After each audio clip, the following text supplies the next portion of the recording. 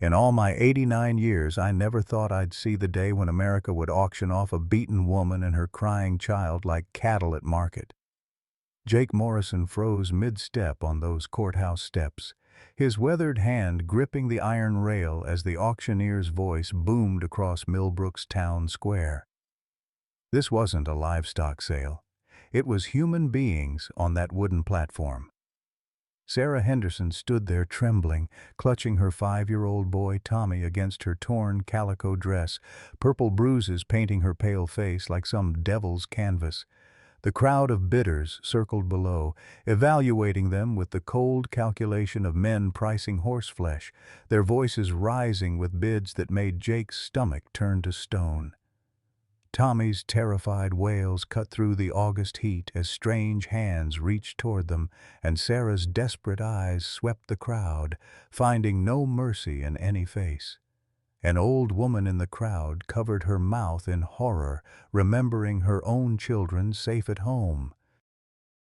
$50 for the pair, the auctioneer bellowed, his gavel raised high. Going once! What kind of hell had this world become? And could one cowboy's conscience stop it before that gavel fell forever? Leave a like and share your thoughts in the comments along with the city you're watching from now. Let's continue with the story.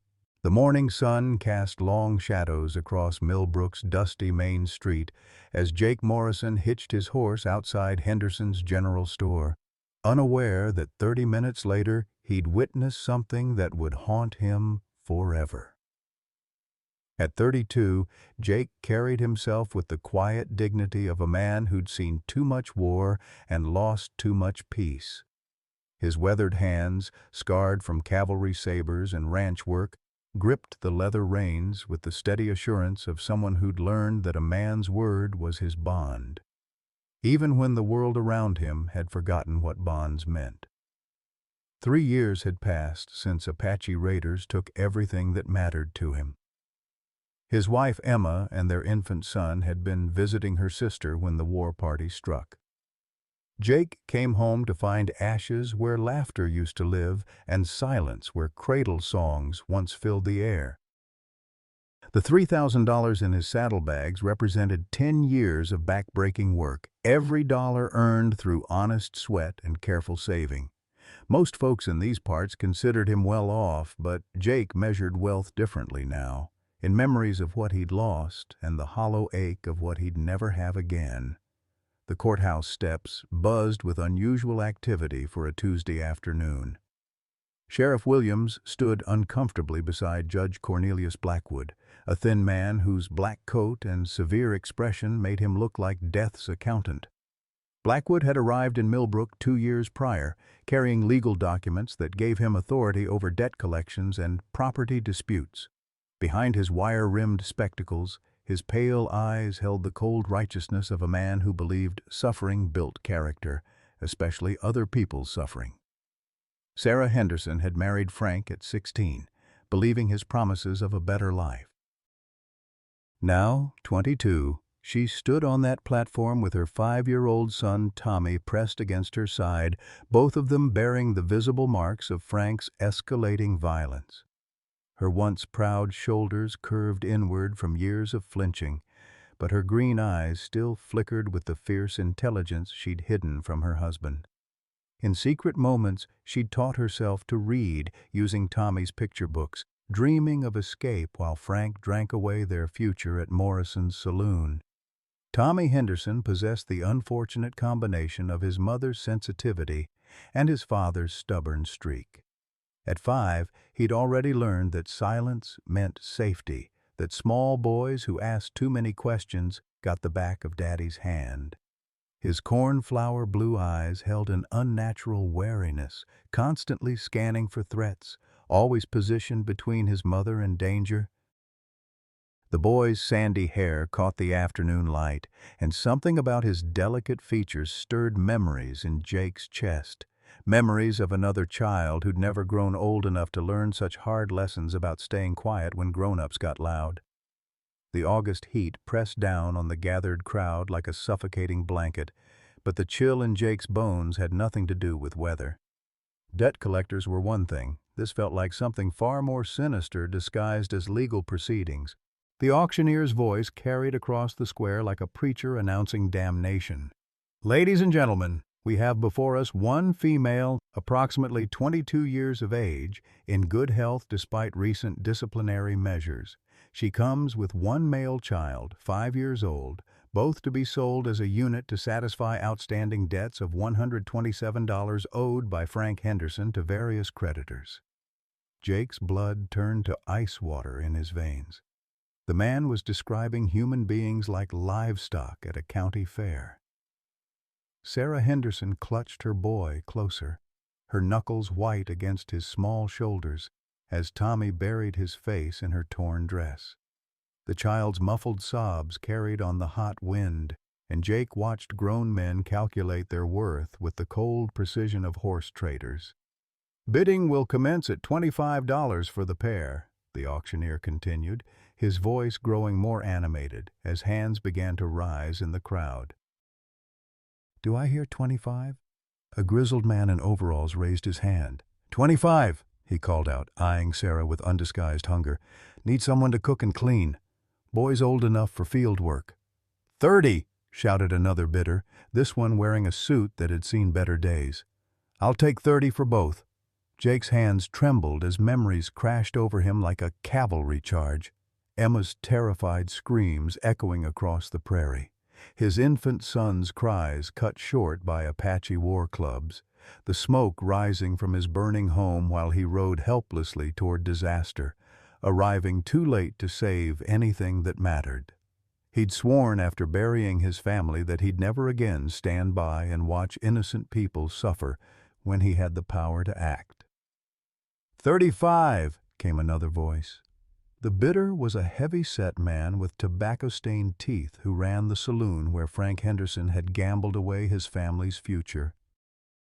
"Figure the woman's worth that much just for the entertainment value." Sarah's face went white as paper. She understood exactly what kind of entertainment he meant. Tommy looked up at his mother, his blue eyes wide with confusion and terror. "Mama?" he whispered. "What's happening? Where's Daddy?" That small voice broke something loose in Jake's chest. The boy's innocent question, the mother's desperate attempt to maintain dignity while being sold like property, the crowd's casual cruelty, it all crystallized into a moment of perfect moral clarity. Sometimes a man had to choose between what was legal and what was right. Sometimes the law itself became the enemy of justice. Jake pushed through the crowd, his spurs jingling with each determined step. Conversations died as people turned to stare at the tall cowboy making his way toward the platform. Sheriff Williams looked nervous, his hand dropping instinctively to his gun belt, but Judge Blackwood watched Jake's approach with calculating interest. 40, called out another bidder, but his voice lacked conviction. Something about Jake's purposeful stride made the other men step back, creating a clear path to the auction block. Sarah saw him coming and instinctively pulled Tommy behind her, expecting another predator drawn by their vulnerability. But something in Jake's weathered face gave her pause. His brown eyes held pain, deep, soul-scarring pain, but no cruelty. When he looked at Tommy, his expression softened with an almost grandfatherly tenderness. Jake stopped at the base of the platform and looked up at the auctioneer. $150, he said, his voice carrying the quiet authority of a man accustomed to being obeyed. Cash money. The crowd fell silent. $150 was 3 times the highest bid, enough to buy a prize bull or a good piece of farmland. Whispers rippled through the gathered spectators as Jake reached into his vest and withdrew a leather pouch heavy with gold coins. "Sir?" the auctioneer stammered, clearly flustered by the dramatic bid increase. That's quite generous. Are you certain you understand the terms? These debtors come with no guarantees of—" "I understand perfectly," Jake interrupted, his gaze never leaving Sarah and Tommy.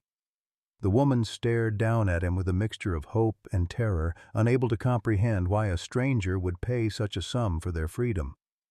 $150 paid in full right here and now. Judge Blackwood stepped forward, his pale eyes glittering with suspicion.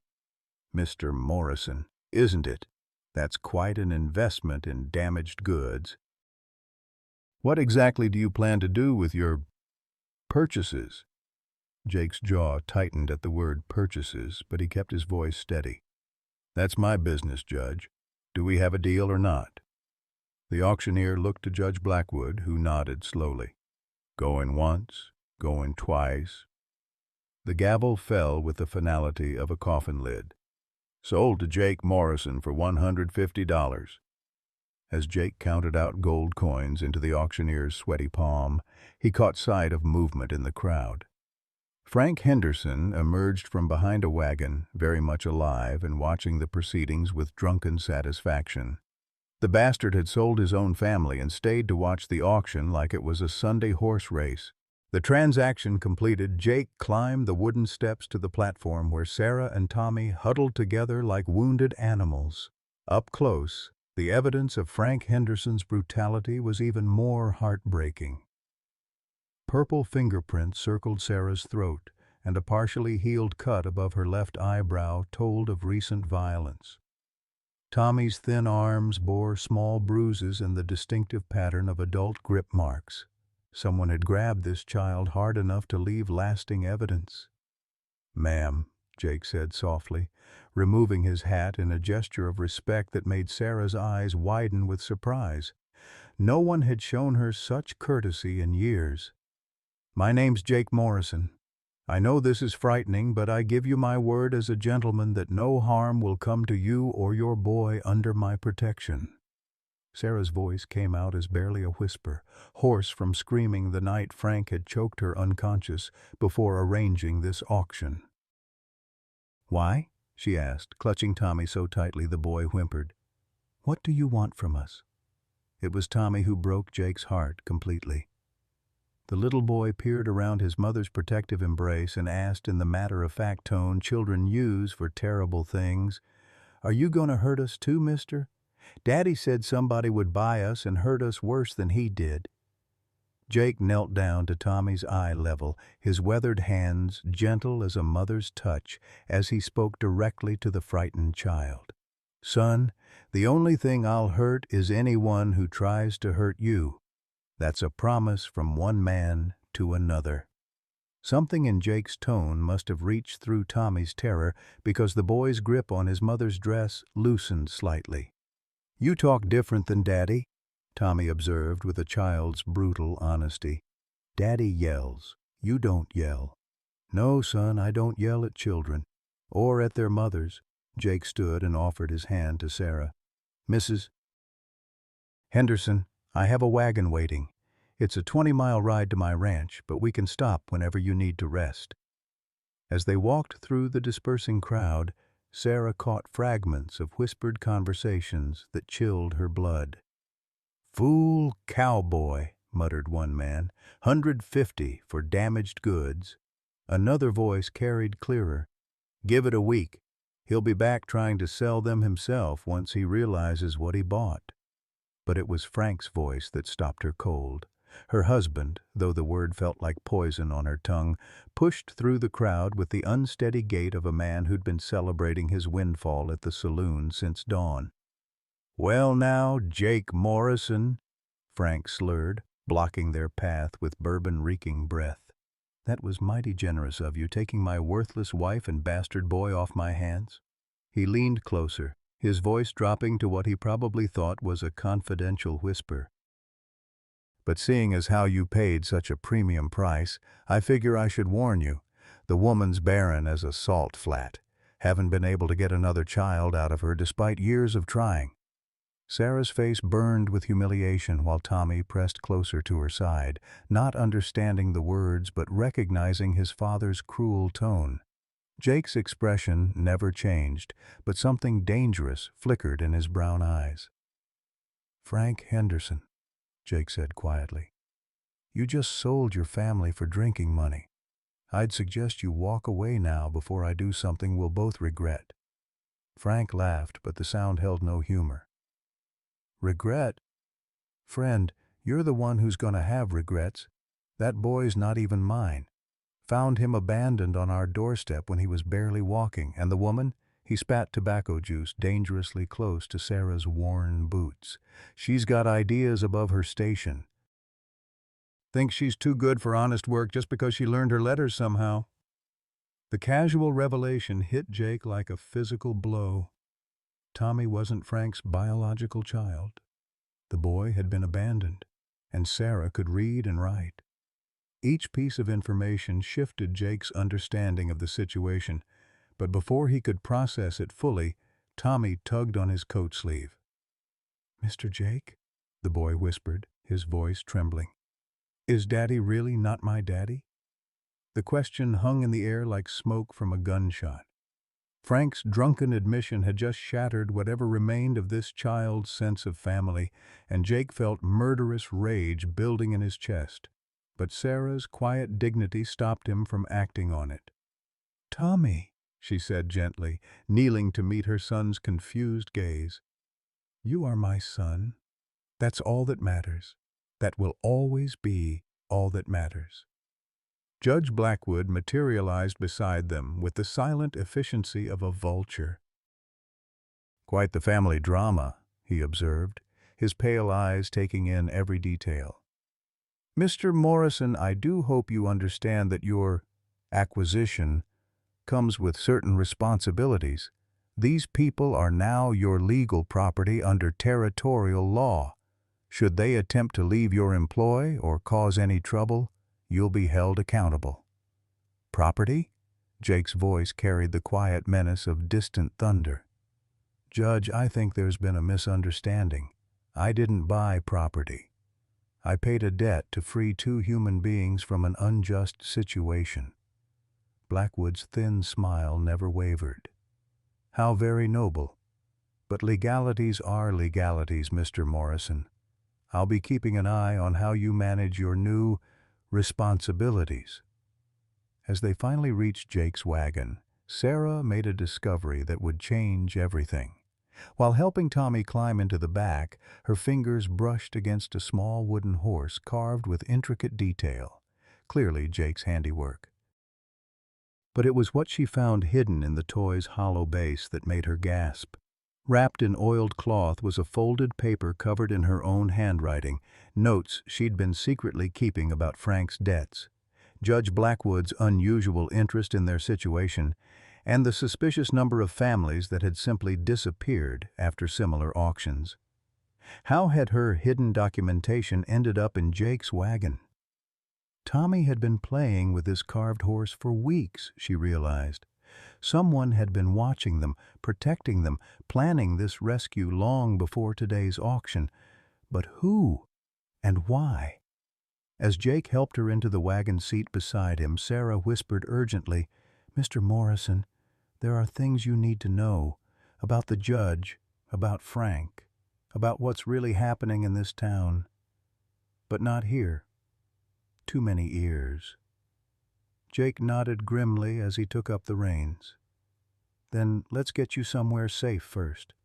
We'll have plenty of time to talk on the ride home."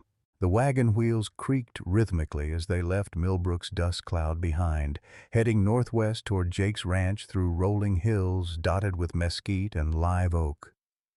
Sarah sat rigid beside Jake on the driver's bench, every muscle tense with years of learned hypervigilance. Tommy had curled up in the wagon bed, exhausted from terror and confusion, his small fingers still clutching the carved wooden horse that had somehow contained her secret documents. After an hour of careful silence, Jake finally spoke. "Mrs. Henderson, I know you've got no reason to trust me. But that paper you found, I didn't put it there. Someone else has been watching, planning this." He glanced at her sideways, noting how she instinctively leaned away from his movement. "You wrote those notes about Judge Blackwood's activities, didn't you?" Sarah's hands trembled in her lap. Admitting to literacy could be dangerous. Frank had beaten her senseless the first time he caught her reading. But something in Jake's tone suggested knowledge rather than threat. "How did you know I could write?" "Because I've seen handwriting like that before." My late wife Emma was educated back east. She taught school before we married. Jake's voice carried the weight of old grief. Those notes of yours, they're not just about debts, are they? You've been documenting something bigger. For the first time since the auction, Sarah felt a flicker of hope. If Jake could read her careful documentation, he might understand the true scope of what they were facing. Judge Blackwood didn't come to Millbrook to collect debts, Mr. Morrison. He came to build a business. A terrible business. She reached into her worn boot and withdrew another folded paper, this one filled with names, dates, and prices. 17 families in the past 2 years, all sold at auction for various debts. All disappeared within weeks of their sales. Her voice dropped to a whisper. I think he's selling people further south to places where questions aren't asked. Jake's hands tightened on the reins. Human trafficking, he said grimly. I've heard rumors from other ranchers, families vanishing, officials claiming they moved on to better opportunities. He looked at the list she'd compiled. Sarah. May I call you Sarah? This is evidence of systematic crime. Why didn't you take this to the sheriff? A bitter laugh escaped her lips. Sheriff Williams gets $10 for every successful debt resolution. He's not interested in asking uncomfortable questions. She pointed to one entry on her list. The Martinez family. Miguel owed $38 to the grain merchant. They were sold for $60 to a man who claimed to need farm workers. 3 days later, their empty wagon was found 20 miles south with blood on the seat. Tommy stirred in the wagon bed, whimpering in his sleep. Both adults fell silent, but Sarah noticed how Jake's expression softened when he looked at the boy. There was something deeper than casual kindness in his gaze, a pain that seemed personal. Mr. Morrison, Sarah said carefully, you keep looking at Tommy like you've seen him before. But we've never met until today. Jake was quiet for so long that Sarah thought he wouldn't answer. Finally, he said, 3 years ago I lost my wife and son to Apache raiders. My boy would have been about Tommy's age now. Same blue eyes, same way of tilting his head when he's thinking. He paused. When I saw that child on the auction block, it was like seeing my own boy in danger. Understanding flooded through Sarah. Jake's intervention hadn't been random charity. It had been driven by the desperate need to save a child who reminded him of his own lost son. I'm sorry, she whispered. I can't imagine that kind of loss. No parent should have to imagine it. That's why we're going to make sure Tommy grows up safe. Jake's voice carried iron determination. And why we're going to stop Judge Blackwood before he destroys more families. As afternoon shadows lengthened, they reached a creek where Jake stopped to rest the horses. Tommy woke as the wagon halted, immediately scanning for threats before his gaze settled on Jake with curious trust. Mr. Jake, are we there yet? About halfway, son. Want to stretch your legs while the horses drink? Sarah watched in amazement as Tommy climbed down from the wagon without help, something Frank had never allowed. Her husband believed children should be carried or corralled, never trusted to move independently. But Jake treated the 5-year-old like a small person deserving of respect. While Tommy explored the creek bank under Jake's watchful eye, Sarah made a decision that would change all their lives. Mr. Morrison, there's something else you need to know about Tommy. Frank said he found him abandoned, but that's not entirely true. Jake looked up from where he was showing Tommy how to skip stones. What do you mean? 3 years ago, Frank was working as a freight driver. He told me he found Tommy wandering alone near a burned homestead, crying over 2 graves.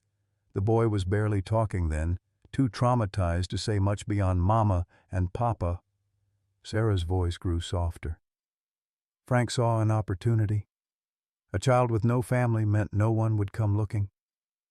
He brought Tommy home and told everyone the boy was ours. The color drained from Jake's face. A burned homestead? 3 years ago? His voice was barely a whisper. Where? About 40 miles northeast of here. near Apache Creek. Sarah watched recognition dawn in Jake's eyes. Frank said the graves were fresh, probably the boy's parents. There was evidence of Apache attack, arrows, burned buildings. Jake sank onto a fallen log as the world tilted around him. Apache Creek was exactly where his homestead had been, where Emma and their infant son were supposed to be buried. But what if— "Tommy," Jake called, his voice strangely thick. "Come here, son." The boy trotted over, still clutching a handful of smooth creek stones. "Yes, sir?" Jake knelt to examine Tommy's face with new eyes. The blue eyes weren't just similar to his lost son's, they were identical. The way Tommy's left eyebrow had a small scar near the outer edge, the distinctive cowlick in his sandy hair, even the way he favored his right foot when he walked. All exactly like Jake's son. "Tommy, do you remember anything from before you lived with Frank and Sarah? Anything at all?" The boy's face scrunched in concentration. "Sometimes I dream about a lady who sang to me, and a man who carved horses like this one." He held up the wooden toy Jake had made, but Frank said those were just pretend people. "He said nobody wanted me before he took me in." Sarah gasped as understanding struck her.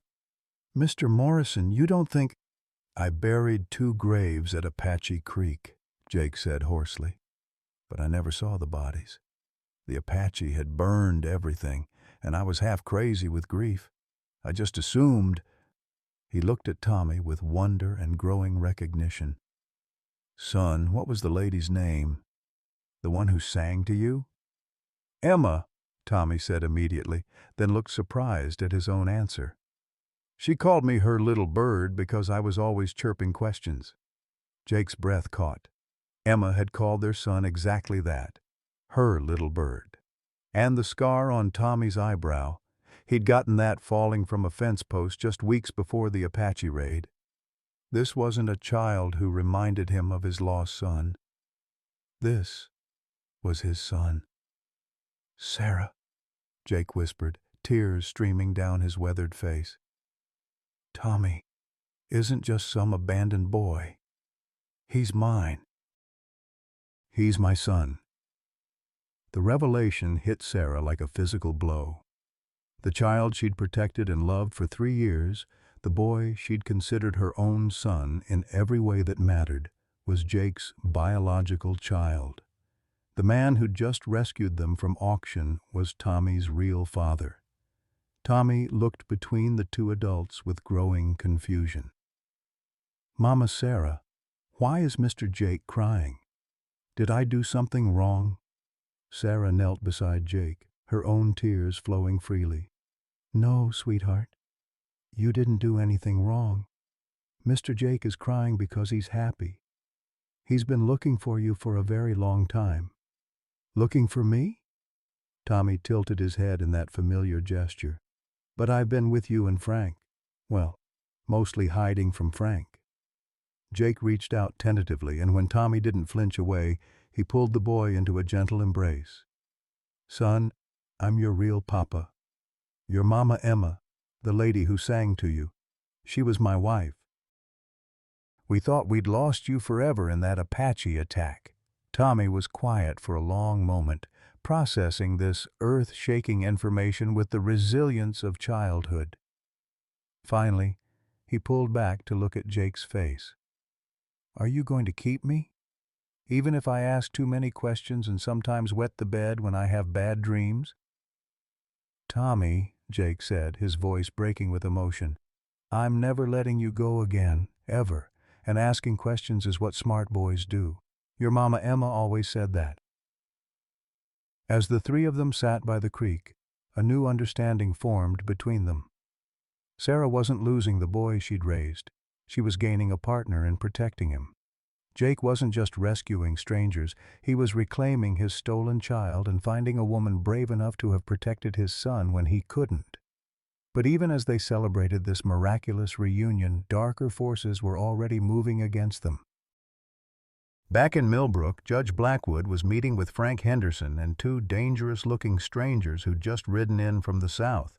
The judge's business associates were not pleased that their newest merchandise had been purchased by a local rancher instead of being delivered as promised. The sun was setting when Jake's ranch finally came into view, a modest but well-built cabin surrounded by sturdy corrals and a barn that spoke of careful maintenance. To Sarah, who had never known security, it looked like a palace. To Tommy, it represented the first real home he'd ever known. "Welcome home," Jake said simply as he helped them down from the wagon. But even as they walked toward the cabin's welcoming glow, none of them noticed the rider watching from the distant ridge, or the way he wheeled his horse and galloped back toward town with news that would bring hell riding to their doorstep within days. 3 days of unexpected peace settled over Jake's ranch like morning dew, deceptive in its gentle beauty and destined to burn away under the harsh sun of reality. Sarah moved through the cabin with quiet amazement, marveling at the simple luxury of being asked rather than commanded, of cooking without fear, of watching Tommy laugh without immediately scanning for threats. The boy had taken to ranch life with the enthusiasm of a bird released from its cage, following Jake everywhere and peppering him with the endless questions that Frank had beaten him for asking. "Papa Jake," Tommy said on the third morning, the new title rolling off his tongue as naturally as breathing. "Why do the horses come when you whistle, but they run from other people?" Jake smiled as he showed the boy how to approach the mare slowly, hand extended for her to sniff. "Because they know I won't hurt them, son. Animals can sense when someone means them harm. Just like you can." Sarah watched from the cabin doorway, her heart aching with bittersweet joy. In 3 days, Tommy had bloomed from a cowering, silent child into the bright, curious boy he was meant to be. But her happiness was shadowed by fear. This felt too perfect, too fragile. In her experience, happiness was always temporary, always bought with future pain. That evening, as they sat around the dinner table like a real family, Jake broached the subject that had been weighing on all their minds. "Sarah, I need to ask you something, and I want you to think carefully before you answer." She set down her fork, instantly alert to the serious tone in his voice. "What is it?" "Those documents you've been keeping about Judge Blackwood's activities. They're evidence of serious crimes. If we took them to the territorial authorities, we could stop him from hurting other families." Jake's brown eyes met hers steadily. "But it would mean putting yourself in danger. Testifying against him, facing his retaliation." Tommy looked between them with the sharp intuition children possess for adult tension. "Is the bad judge going to try to hurt us?" Before either adult could answer, the sound of approaching hoofbeats shattered the evening quiet. Jake was on his feet instantly, his hand moving to the rifle above the mantelpiece. "Sarah, take Tommy to the back room. Now!" But it was too late. The front door exploded inward as 3 men burst through, their faces masked with bandanas and their guns drawn. The leader was tall and lean, his pale eyes visible above the cloth covering the rest of his features. Behind him came 2 others, one built like a bull, the other snake-thin with nervous, darting eyes. "Well, well," the leader said, his cultured voice a jarring contrast to his violent entrance. "The famous Jake Morrison and his expensive purchases. You've caused us considerable inconvenience, Mr. Morrison." Sarah recognized that voice with a chill that went bone deep. Judge Blackwood had come calling without his judicial robes, revealing the true criminal beneath the legal facade. She pulled Tommy behind her, but the boy's eyes were fixed on Jake with absolute trust. He believed Papa Jake would protect them. "Judge," Jake said calmly, though his grip on the rifle never wavered, "I believe you're on my property without permission. That makes you a trespasser." Blackwood laughed, a sound like breaking glass. "Oh, but you see, Mr. Morrison, you have something that belongs to me. 2 somethings, actually." His pale gaze settled on Sarah and Tommy with proprietary hunger. "I had buyers coming from New Orleans specifically for a woman and child matching their descriptions. Your interference has cost me $500. "They're not for sale," Jake said firmly. "Not anymore. Everything is for sale, Mr. Morrison. The question is simply price." Blackwood gestured to his companions. "Allow me to introduce my associates. Mr. Bull here specializes in persuasion through physical education." The heavy-set man cracked his knuckles meaningfully. "And Mr. Snake excels at extracting information from reluctant subjects." Tommy whimpered and pressed closer to Sarah, who wrapped her arms around him protectively. But it was Jake's reaction that truly terrified her. She saw him calculating odds, measuring distances, preparing to fight 3 armed men to protect them. He was going to get himself killed, trying to save them. "Now then," Blackwood continued conversationally, "you have 2 choices. Option 1. You surrender my property voluntarily, take a small compensation for your trouble, and we all part as civilized men. Option 2. We take them anyway, but first you suffer considerably for the inconvenience you've caused." Jake's response was to cock his rifle with deliberate precision. "Option 3. You leave my property now, and I don't shoot you for breaking into my home and threatening my family." The word family hit Sarah like a physical blow. In 3 days, Jake had claimed them not just as rescued strangers, but as his own blood. The fierce protectiveness in his voice, the way he positioned himself between them and danger, this was what it felt like to have someone willing to die for you. "Family?" Blackwood's eyebrows rose above his mask. "How touching. Though I'm afraid family bonds won't stop bullets, Mr. Morrison." He nodded to his men, who raised their weapons. "Last chance.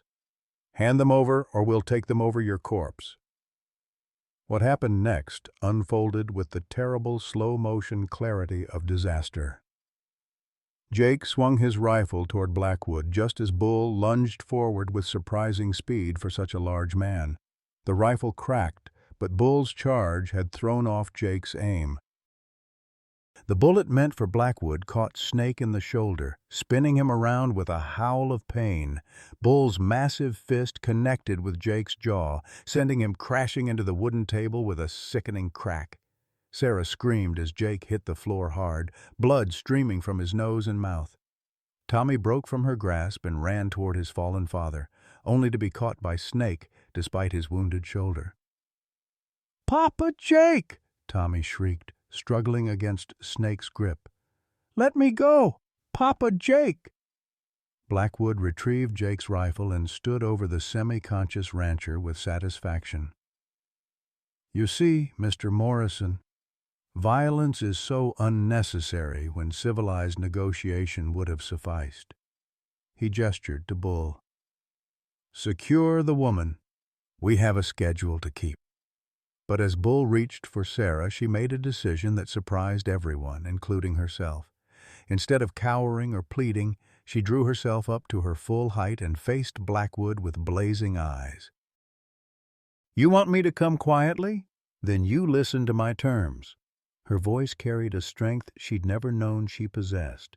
"You let Jake live, and you promise not to separate me from Tommy. We stay together, or I fight every step of the way and make such a scene that half of Texas will hear about your operation." Blackwood studied her with newfound interest. My. The meek little wife has some spirit after all. "Very well, Mrs. Henderson. Your terms are acceptable, for now." His smile was coldly reptilian. "Though I should warn you that defiance tends to diminish with proper training." As Bull roughly bound Sarah's hands behind her back, she caught Jake's eye. He was conscious but pretending otherwise, waiting for his moment. She tried to communicate silently that she understood, that she would keep Tommy safe until Jake could reach them. "The boy comes with us," Blackwood announced, ignoring Tommy's terrified sobs. "He'll ensure the woman's cooperation during transport." "Please," Sarah whispered, abandoning pride for her child's sake. "He's just a little boy. He doesn't understand what's happening." "Understanding comes with age and experience," Blackwood replied coldly, "both of which he'll acquire in abundance where you're going." They were dragged outside into the Texas night, where 3 saddled horses waited under the stars. Sarah managed one last look back at the cabin where she'd known 3 days of perfect happiness, the closest thing to home she'd ever experienced. Jake lay motionless on the floor, but she caught the slight movement of his fingers and knew he was alive. As they were forced onto the horses, Tommy reached desperately toward the cabin. "Papa Jake," he cried, "Papa Jake, please, don't let them take us." The sound of that small voice calling for rescue would haunt Jake Morrison for the rest of his life. But it also lit a fire in his soul that would burn until his son and Sarah were safe in his arms again. Some things were worth any price, any risk, any sacrifice. As the hoofbeats faded into the distance, Jake Morrison pulled himself to his feet and began to plan. He had been cavalry. He had tracked Apache war parties across impossible terrain. He had survived the hell of war and the agony of loss. But he had never fought for anything more important than the lives of his son and the woman who had protected that child when Jake couldn't. This time he would not arrive too late. This time he would bring them home. The abandoned mining camp 20 miles south of Jake's ranch had been built to extract silver from the Texas hills, but the veins had run dry within 2 years, leaving behind a collection of weathered buildings that now served Judge Blackwood's darker purposes. Sarah and Tommy huddled together in what had once been the camp's supply shed, now converted into a makeshift prison with barred windows and a heavy wooden door secured from the outside. Tommy had cried himself into exhausted silence hours ago, his small body trembling against Sarah's side as she tried to provide comfort she didn't feel. Through the barred window, she could see other buildings scattered across the abandoned camp, and the horrifying realization that they weren't alone. Shadows moved behind other windows, and occasionally the sound of muffled voices or quiet sobbing drifted across the compound. "Mama Sarah?" Tommy whispered, using the title that had become natural over 3 years of shared survival.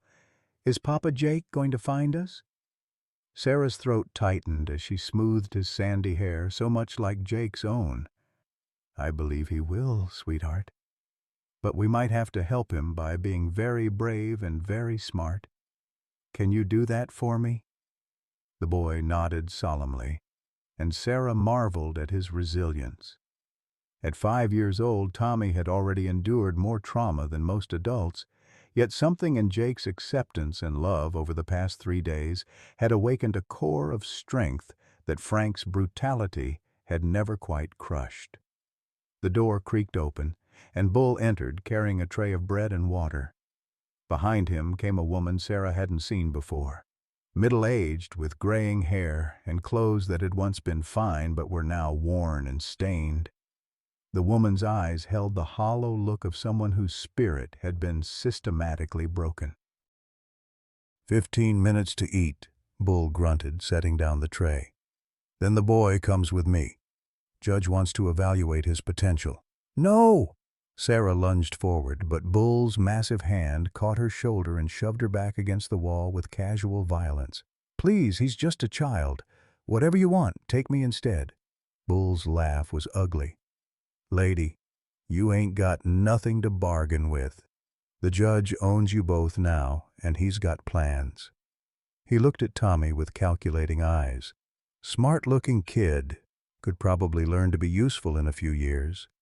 The older woman spoke for the first time, her voice barely above a whisper. "Don't fight them when they come for him. It only makes things worse." Her haunted gaze met Sarah's. "I'm Martha.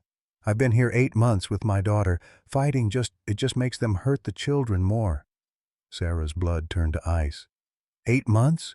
You've been prisoners here for 8 months?" Martha nodded wearily. There are 6 families here now, maybe more in the other camps. Judge Blackwood has operations all across Texas. He buys people legally at auctions, then ships them south to work plantations where they don't ask questions about papers or wages. The scope of Blackwood's operation hit Sarah like a physical blow. This wasn't just about her and Tommy. It was a systematic trafficking network that had been operating for years under the protection of legal technicalities and corrupt officials. "The children," Sarah whispered, looking at Tommy's terrified face. "What happens to the children?" Martha's silence was answer enough. Sarah pulled Tommy closer, her mind racing through possibilities. Jake was coming. She had absolute faith in that. But he was one man against an organized criminal operation. Even if he found them, how could he possibly rescue everyone? Bull finished his cruel inspection of Tommy and headed for the door. 10 minutes, he called back. Then the boy comes for his interview with the judge. As soon as they were alone again, Sarah knelt before Tommy and took his small face in her hands. "Listen to me very carefully, sweetheart. When they take you to see the judge, I want you to remember everything Papa Jake taught you about being observant. Count how many men you see. Notice which buildings have people in them. Look for any way out. Can you do that?" Tommy's blue eyes, so much like Jake's, were wide with fear but determined. "Like when Papa Jake taught me to track rabbits in the woods?" "Exactly like that. You're going to be my brave little scout, and then when Papa Jake comes for us, we'll be ready to help him." Sarah tried to keep her voice steady, despite the terror clawing at her chest. "No matter what the judge says or does, remember that Papa Jake loves you, I love you, and we're going to get out of here together." The door opened again, and this time Blackwood himself entered, his pale eyes gleaming with satisfaction as he surveyed his latest acquisitions. "Well, Mrs. Henderson, I trust your accommodations meet with your approval. Rustic, perhaps, but functional." "You're a monster," Sarah said quietly, her arms tightening around Tommy. Blackwood's smile was cold as winter. "I'm a businessman, Mrs. Henderson. Supply and demand.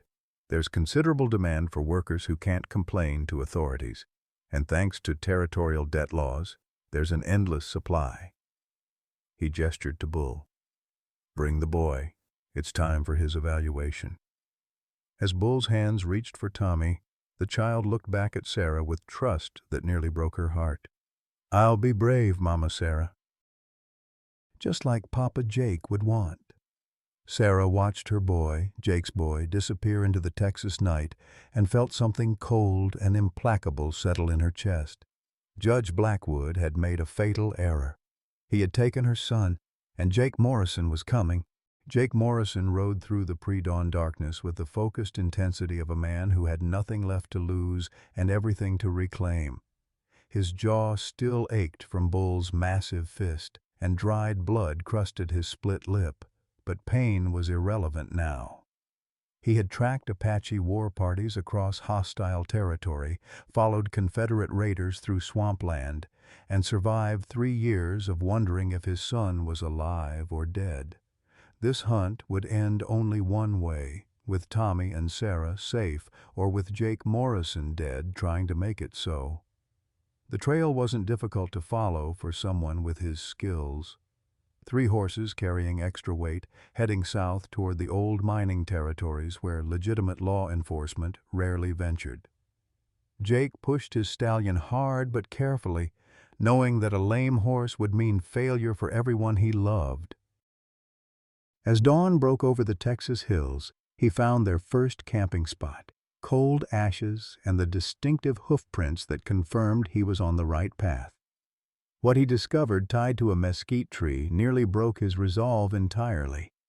Tommy's wooden horse, the one Jake had carved with such care, hung from a branch like some kind of macabre message, but when Jake examined it closely, he realized it wasn't a taunt. It was a sign. Sarah had somehow managed to leave him a trail marker, and when he opened the toy's hollow base, he found a small piece of fabric torn from her dress with a message scratched in charcoal: "More camps. 6 families, South Creek." His brilliant, brave woman had been gathering intelligence even as she was being kidnapped. Jake's heart swelled with fierce pride and desperate love. Sarah had survived 3 years with Frank Henderson by being smart and observant. Now those same skills might save them all. Following the creek south, Jake discovered the scope of Blackwood's operation was far larger than anyone had imagined. 3 separate camps scattered across the valley, each a collection of weathered buildings that had once housed silver miners, but now served as holding facilities for human cargo. From his position on the ridge, Jake could see guards patrolling between buildings and smoke rising from cook fires. This wasn't just a kidnapping, it was an entire infrastructure built on human misery. As he studied the largest camp through his field glasses, Jake spotted movement that made his blood sing with hope and rage. Tommy, his little boy, emerged from one building with Bull's massive hand on his shoulder. Even from a distance, Jake could see his son's characteristic way of holding his head high despite fear, Emma's stubborn pride showing through in their child. The boy was alive and apparently unharmed, but the sight of strange hands on his son filled Jake with murderous purpose. The tactical situation was impossible for one man, at least a dozen guards visible, multiple buildings to search, and hostages whose safety depended on precision rather than firepower. Jake had faced worse odds during the war, but never with so much personal stakes riding on the outcome. One mistake wouldn't just mean his death, it would doom Tommy and Sarah to a fate worse than death. That's when he heard the hoofbeats behind him. Jake spun, his rifle ready, expecting to face Blackwood's reinforcements. Instead, he found himself looking at Sheriff Williams and 3 deputies, their faces grim with determination that hadn't been there during the auction 3 days ago. "Morrison," the sheriff said quietly, dismounting with care to avoid alerting the camp below. "Don't shoot. We're here to help." Jake kept his rifle trained on the lawmen, his trust in official authority long since shattered. "Where were you when they were auctioning off women and children in your town, Sheriff? Where were you when Blackwood's men broke into my home?" Williams had the grace to look ashamed. "We were being cowards, Jake, and fools. After you left town, Martha Caldwell came to my office with a letter her husband had hidden before he died. Documentation of payments Blackwood was making to keep us quiet about his debt collections." The sheriff's voice was bitter with self-recrimination. "We've been taking blood money while he turned our town into a slave market." One of the deputies, a young man Jake recognized as Tom Wilson's son, stepped forward. "Mr. Morrison, I was at that auction. I watched you bid on those people not because you wanted property, but because you couldn't stand watching human beings get sold like cattle. That shame has been eating at me for 3 days. Jake studied their faces, seeing genuine remorse and determination where bureaucratic indifference had been before. "What changed your minds?" "Doc Peterson examined the bodies," Sheriff Williams said grimly. "Remember the Martinez family everyone assumed moved south? We found their remains in a canyon 20 miles from here. All 3 children had been shot in the back of the head. Maria Martinez had been—" He swallowed hard. "She'd been used badly before they killed her." The revelation hit Jake like a physical blow. Blackwood wasn't just trafficking people. He was murdering them when they outlived their usefulness. Tommy and Sarah weren't just in danger of slavery. They were marked for death the moment they became inconvenient. "There's more," Williams continued. "We sent a telegraph to the territorial marshal in Austin. Judge Blackwood isn't a real judge. His name is Cornelius Blake, and he's wanted in 3 states for human trafficking. The real territorial judge died in a suspicious accident 2 years ago, and Blake just took over his identity and legal authority." Jake lowered his rifle as the full scope of the deception became clear.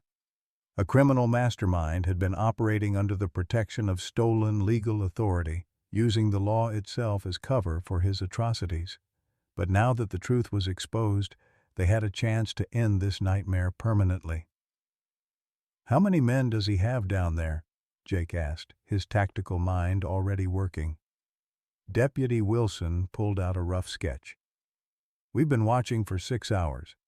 14 guards that we can count, maybe more inside the buildings. And Jake—" he hesitated. "We counted at least 20 prisoners across all 3 camps. Women, children, whole families. 20 innocent people whose lives depended on their next few hours." Jake felt the familiar weight of command settling on his shoulders, the same feeling he'd carried during the war when other men's lives hung on his decisions. But this time, his own son was among those he needed to save. "Here's what we're going to do," Jake said, his voice carrying the quiet authority that had once commanded a cavalry unit. "This isn't about arresting criminals anymore. This is about rescuing prisoners of war. Are you prepared for that kind of fight, Sheriff?" Williams checked his weapon with steady hands. "Jake, my own daughter is 16 years old. If some monster was selling children like livestock, I'd want someone like you coming to get them." He met Jake's eyes with newfound steel. Whatever it takes to get those families home safe. As they planned their assault, Jake's thoughts kept returning to Tommy's brave face and Sarah's fierce intelligence. His son was down there in that camp, probably scared but trying to be brave the way his papa had taught him. And Sarah was protecting not just Tommy, but potentially dozens of other children, using her sharp mind to gather information that might save them all. The sun was setting behind the Texas hills, casting long shadows that would provide cover for their approach. Jake Morrison had spent 3 years believing his family was dead, learning to live with loss and guilt. Now he had a second chance, not just to save his son, but to build the life he'd always dreamed of with a woman courageous enough to love another woman's child as her own. But first, he had to survive the next few hours. 20 innocent lives hung in the balance, including the 2 that meant everything to him. Jake checked his ammunition one final time and began moving down the ridge toward the camp where his future waited. Some fights were worth dying for, but this was worth living for. The real battle was about to begin. The rescue operation began at twilight with the precision of a military campaign and the desperation of parents fighting for their children. Jake Morrison moved through the gathering darkness like a ghost of his cavalry days, every skill learned in war now focused on saving the innocent rather than destroying the enemy. Sheriff Williams and his deputies positioned themselves at strategic points around the camp, their earlier shame transformed into steely determination to make amends for their complicity in Blackwood's crimes. Sarah heard the first gunshot echo across the valley and knew with absolute certainty that Jake had come for them. She pressed her face to the barred window of their prison, her heart racing as she watched chaos erupt throughout the camp. Guards ran toward the sound of conflict, shouting orders and confusion, their attention finally diverted from watching the prisoners. "What's happening?" Martha whispered from her corner, where she'd been holding her own daughter close. "Hope," Sarah replied, her voice steady despite the gunfire growing closer. "That's my husband coming to take us home." In the main building, Judge Blackwood, or Cornelius Blake as his real name was, realized his carefully constructed empire was crumbling around him. The sound of coordinated rifle fire told him this wasn't a random attack or escaped prisoners making a desperate break. Someone with military training was dismantling his operation piece by piece, and Blake knew exactly who possessed both the skill and motivation to mount such an assault. "Morrison!" he snarled, grabbing Tommy by the arm with enough force to make the boy cry out. "That fool thinks he can storm in here like some dime novel hero." Tommy struggled against Blake's grip, his 5-year-old courage bolstered by absolute faith that Papa Jake would save them. "You better let me go," he said with the fierce determination of his biological father. "When Papa Jake gets here, he's going to be real mad at you." Blake's pale eyes glittered with malicious calculation as he pressed his pistol against Tommy's temple. "Then perhaps Papa Jake needs to be taught about the consequences of interfering with my business." Outside, Jake had methodically eliminated 3 guards and was working his way toward the building where his tracking skills and Sarah's intelligence suggested the prisoners were being held. Each shot was deliberate and necessary. These weren't lawmen doing their duty, but criminals who had chosen to profit from human misery. His cavalry training served him well as he used darkness and terrain to outmaneuver men who had grown careless from months of operating without opposition. Sheriff Williams flanked the camp from the east, his own guilt driving him to take risks he never would have considered just days ago. When he saw a guard preparing to execute prisoners who might slow down an evacuation, Williams didn't hesitate to put the man down with a single shot. Some choices stripped away all complexity and left only moral clarity. Protecting the innocent from evil required no further justification. The turning point came when Deputy Wilson managed to reach the supply building where most of the prisoners were held. Using keys taken from a fallen guard, he began unlocking doors and freeing families who had been held captive for months. But instead of fleeing into the night, these people, led by Sarah's quiet authority, began helping rescue others, transforming from victims into allies in their own liberation. Sarah kicked open the door to Martha's cell, her eyes blazing with fierce purpose. "Can you and your daughter make it to those trees?" she asked, pointing to a grove that offered cover from the gunfire. "What about you?" Martha gasped, clutching her child. "I'm going to get my son," Sarah replied with deadly calm. "And then I'm going to end this." She armed herself with a board torn from a broken crate, inadequate against firearms, but better than facing Blake's monsters empty-handed. Following the sound of Tommy's voice, Sarah crept toward the main building where she could hear Blake shouting threats and demands into the night. Jake reached the building just as Blake emerged onto the porch, using Tommy as a human shield while firing wildly into the darkness.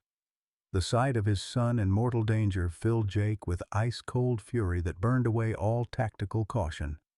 This monster had stolen 3 years of his child's life, terrorized the woman who had protected Tommy when Jake couldn't, and built an empire on the suffering of innocence. "Morrison!" Blake called out, his voice cracking with desperate rage. "I know you're out there.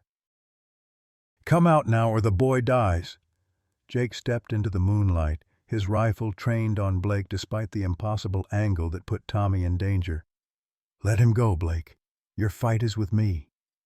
"My fight is with anyone who interferes with legitimate business," Blake snarled, pressing his gun harder against Tommy's head.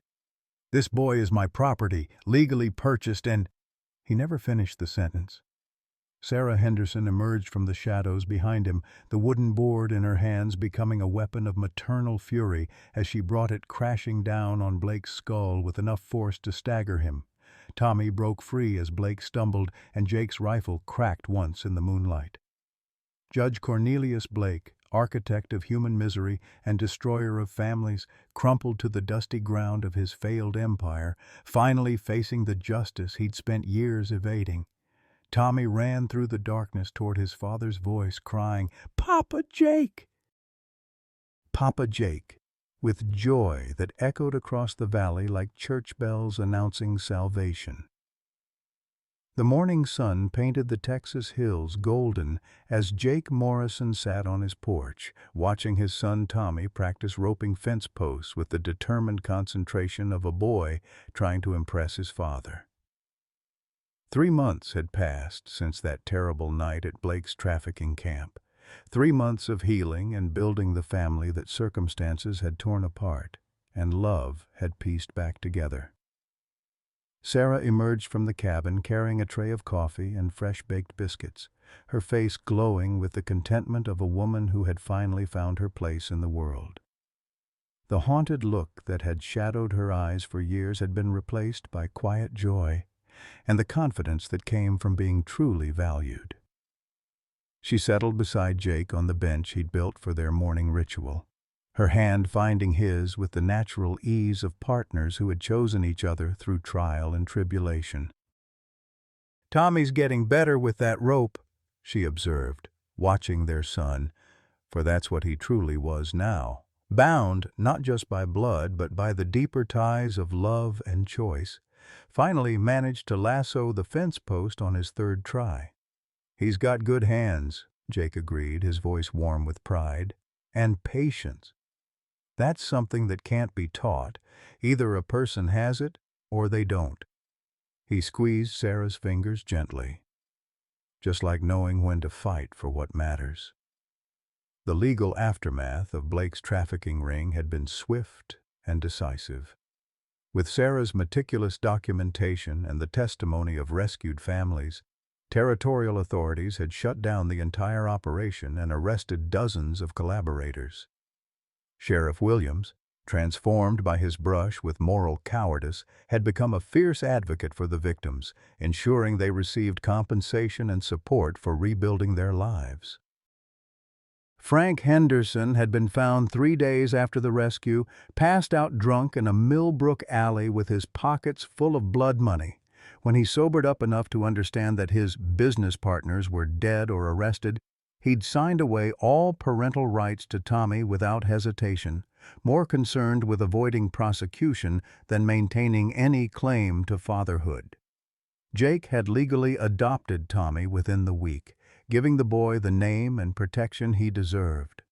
The wedding had taken place a month later in Whitefish Creek's little church, with Martha Caldwell insisting on organizing a celebration that brought together not just their friends, but many of the families they'd helped rescue.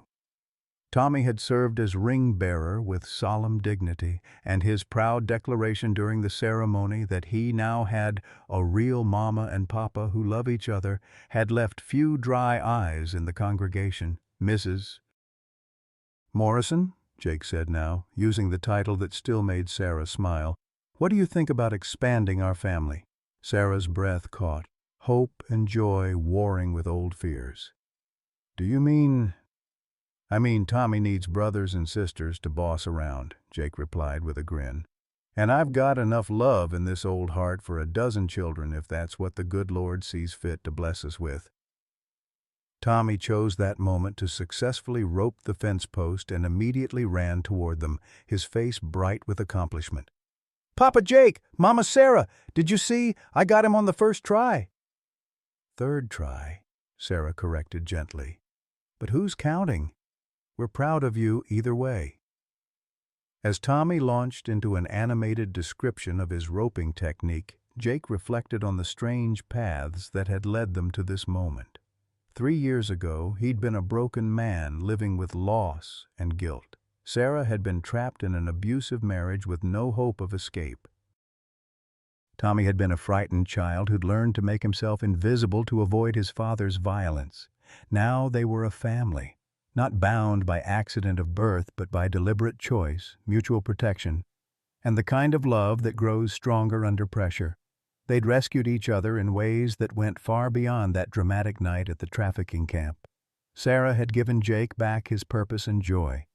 Jake had shown Sarah what it meant to be cherished rather than merely tolerated, and Tommy had given them both the chance to heal old wounds by creating something beautiful together. "You know what I've been thinking?" Sarah said as Tommy ran back to practice his roping. "Maybe it's time we started that school we talked about. There are children in the area who need education, and I've got all these ideas about teaching that I've never had a chance to use." Jake nodded thoughtfully. "Teacher Sarah Morrison has a nice ring to it." He paused, then added with characteristic honesty, "Though I'd be lying if I said the thought of you working with other people's children doesn't make me a little nervous after everything we've been through." "That's exactly why we need to do it," Sarah replied firmly. "Because now we know how precious childhood is, how important it is to protect and nurture it. We can teach these children not just reading and arithmetic, but how to recognize people who truly care about them versus those who would use them." As the sun climbed higher, painting their ranch in shades of gold and possibility, the Morrison family began another day of their chosen life together. They had learned that love wasn't always gentle. Sometimes it required courage, sacrifice, and the willingness to fight for what mattered most. But they had also learned that when people choose each other, when they commit to protecting and cherishing what they've built together, they can overcome any darkness and create light that guides them home. For our listeners who've lived long enough to know that true happiness isn't found in perfect circumstances, but in imperfect people choosing to love each other through everything life throws their way, Jake, Sarah, and Tommy's story reminds us that it's never too late to find your real family.